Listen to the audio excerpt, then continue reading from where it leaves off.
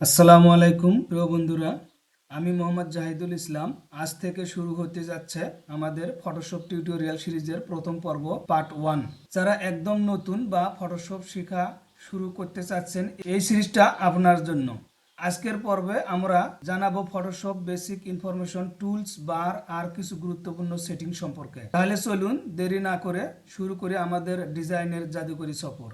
স্ক্রিনে আসি। স্ক্রিনে এসে আপনি এখানে যে ফটোশপ আছে আপনার, এই ফটোশপটি অন করে নেবেন। ফটোশপটি অন করে নেওয়ার পরে আপনাদের যে কোনো ভার্সনে ফটোশপে আপনি অন করতে পারেন। এখানে যে এই যে নিচে এখানে ডায়লগটা আছে, এখানে যে আইকনটা আছে, এই আইকনে যদি মাউসটা আমি রাখি, মাউসের আইকনটা রাখি, তাহলে কিন্তু এখানে মাউসের কার্সনটা রাখলে এখানে দেখা যাচ্ছে আমার ফটোশপটা কোন ভার্সনের। আমার আদব ফটোশপ 2022। আপনারা আদব ফটোশপ 2022 বা সিসি যে কোনো ভার্সনে ইউজ করতে পারেন, সবের কাজ এক।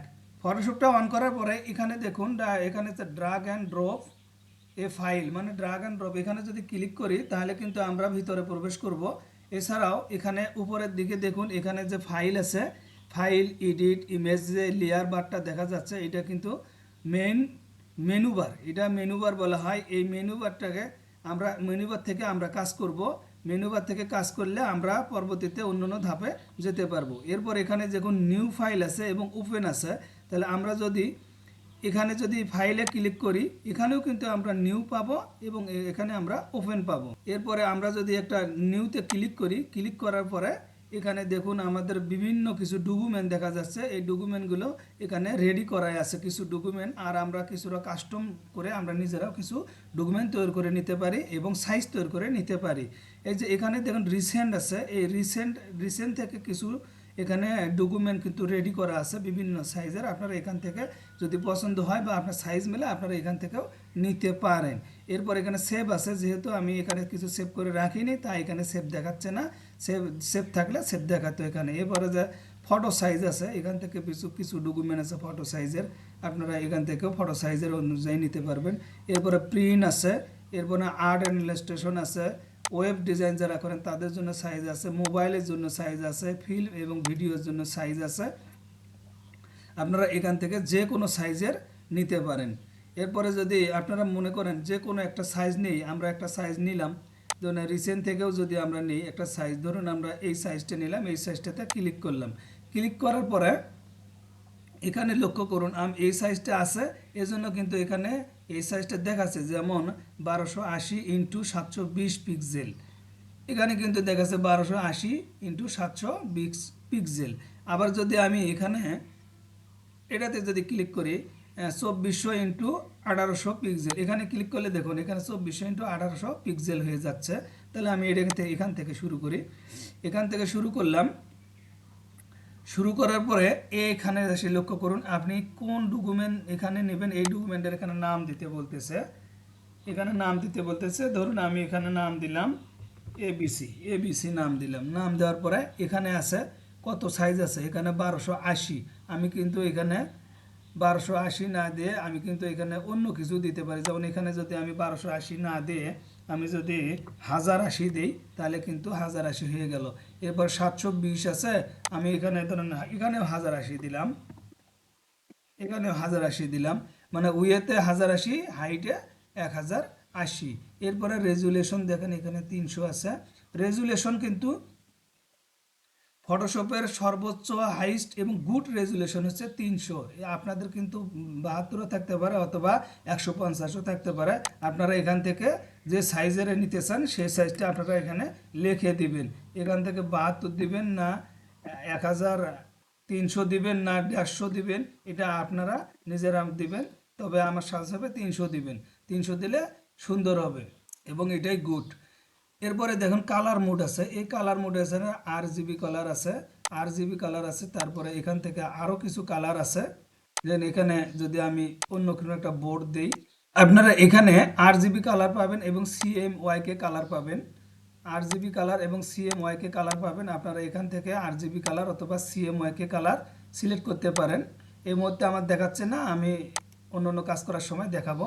এরপরে এখানে দেখুন ব্যাকগ্রাউন্ড কন্টেন্ট আছে, ব্যাকগ্রাউন্ড কন্টেন্ট এখানে হোয়াইট দেওয়া আছে। আপনারা ব্যাকগ্রাউন্ড কন্টেন্ট ব্ল্যাক অথবা গ্রে অথবা যে কোনো একটা আপনারা এখানে নিতে পারেন, অথবা এখান থেকে যদি আপনি কাস্টম করে নিতে চান এখান থেকে যে কোনো কালার যদি আপনি সিলেক্ট করতে চান যে এই কালার আমি ব্যাকগ্রাউন্ড নেব, তো এখানে ক্লিক করলে সেই কালারটা হয়ে যাবে। ধরুন এই কালারটা যদি সিলেক্ট করি তাহলে এখানে যদি ক্লিক করলাম এই কালারটা চলে আসলো।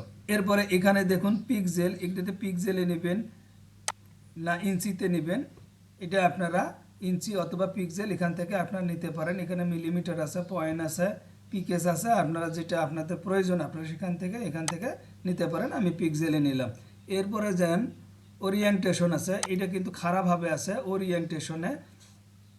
আর এই যে আরেকটা এখানে অপশন দেখতে পাচ্ছেন, এখানে না, এটাই না হওয়ার কারণ হচ্ছে এখানে সমান সমান হয়েছে, যার কারণে কিন্তু এটা হচ্ছে না। আমি যদি এখানে যদি 720 দেই, 720 দিলে কিন্তু এখানে দেখুন এখানে দেখা যাচ্ছে 720। এখন দেখুন এখানে যদি আমি দেই, এই যে উইয়েতে হচ্ছে 720 আর হাইটে হচ্ছে 1080, অর্থাৎ উপরে এবং নিচে, উপরে এবং নিচে। আর যদি আমি এইখানে দেই, এখানে দেখুন হাইট যেটা ছিল 1080 এটা কিন্তু উপরে উইয়েতে গেছে এবং উইয়েতে ছিল এটা কিন্তু হাইটে চলে আসছে। এরপরে এখানে পিক্সেল আছে, এখানে আপনার পিক্সেল এবং ইঞ্চি এখানে যেটা আপনার সিলেক্ট করার দরকার এখানে সিলেক্ট করে দিবেন। এরপরে 8 বিট আছে, এখানে বিট আছে, আপনার কত বিটে আসলে এখানে দিতে চাচ্ছেন। তবে আমার সাজেস্ট থাকবে 8 বিট, আর আপনার যদি 16 বিটে থাকে 16 বিট দিবেন। আমার 8 বিট আছে, আমি 8 বিট দিলাম, 8 বিটে সাজেস্ট করলাম। এরপর এখানে ক্রিয়েট আছে, ক্রিয়েটে একটা ক্লিক করলাম। ক্রিয়েটে ক্লিক করার পরে এই যে এখানে দেখুন কালারটা চেঞ্জ হয়ে গেছে। কালারটা ওই যে কালার আমরা সিলেক্ট করছি এই কালারটা এখানে চেঞ্জ হয়ে গেছে। এখন যদি আমি নতুন আরেকটা ডকুমেন্ট নেই, নিউতে গেলাম, নিউতে যাওয়ার পরে ধরুন এইখানে এটাই আমি যদি সিলেক্ট করি, সিলেক্ট করার পরে আমি যদি এখন কালারটা চেঞ্জ করে দেই, এখানে হোয়াইট দিব, এখানে আমি ব্যাকগ্রাউন্ডটা হোয়াইট দিব। হোয়াইট দেওয়ার পরে এই যে এখানে আমি ক্লিক করলাম, দেখুন এটা হোয়াইট হয়ে আসলো।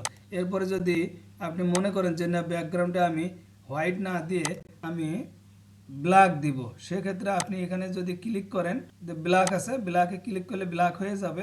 অথবা এখানে যদি ব্যাকগ্রাউন্ড কালার আছে, এখানে যদি ক্লিক করেন বিভিন্ন কালার আছে, কোন কালারটা আপনি সিলেক্ট করতে চাচ্ছেন সেই কালারটা এখান থেকে দিতে পারেন। আমি একটা এখানে যদি এখানে তো দেখালাম। এরপরে যদি এখানে যদি ক্লিক করেন, এই যে এখানে যদি ক্লিক করেন এই কালার যদি নিতে চান আপনি এখানে ক্লিক করেন, ক্লিক করার পরে এটা ক্রিয়েট করেন, এখন দেন কালার হলো। তাহলে আমাদের আরেকটা গ্রিন কালার হয়ে গেল, এরপরে এখানে হোয়াইট কালার হয়ে গেল, আর এখানে দেখুন আর একটা কালার হয়ে গেছে, ব্লু কালার হয়ে গেছে। তা আমরা ইচ্ছে করে কিন্তু কালারটা নিতে পেরেছি। তা আমরা যে কালারে কাজ করব সেই কালারটাই আমরা এখানে রাখবো। এই যে এখানে দেখুন অনেকগুলো কিছু অপশন আছে যেগুলো আপনাদের অবশ্যই জানতে হবে, না জানলে অবশ্য হবে না, খুব মনোযোগ সহকারে দেখবেন। এখানে হচ্ছে main menu bar, main menu bar, আর এগুলো হচ্ছে sub menu bar. Main menu bar এবং সাব মেনু বার, যেহেতু আর এখানে যে অপশনটা আছে এখানের নাম হচ্ছে মুভ টুল। এখানে যদি মাউসের আমি রাইট বাটন ক্লিক করি তাহলে দেখুন এখানে দুটি টুল দেখা যাচ্ছে, একটা হচ্ছে মুভ টুল আর একটা হচ্ছে আর্টবোর্ড টুল।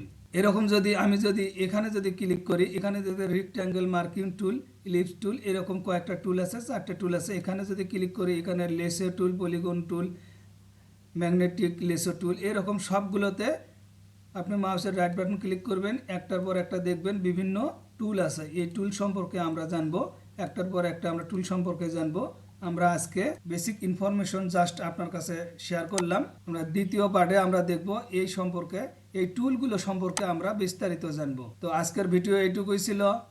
ভিডিওটি ভালো লাগলে অবশ্যই পেজটি আমার ফলো দিয়ে রাখবেন এবং ইউটিউব থেকে দেখলে সাবস্ক্রাইব করে দিবেন এবং সকলে শেয়ার করে দিবেন যেন অন্যান্য ভাই বোনেরা দেখার সুযোগ পেতে পারে। তো আজকের ভিডিও এইটুকুই ছিল। সবাই ভালো থাকবেন। আসসালামু আলাইকুম।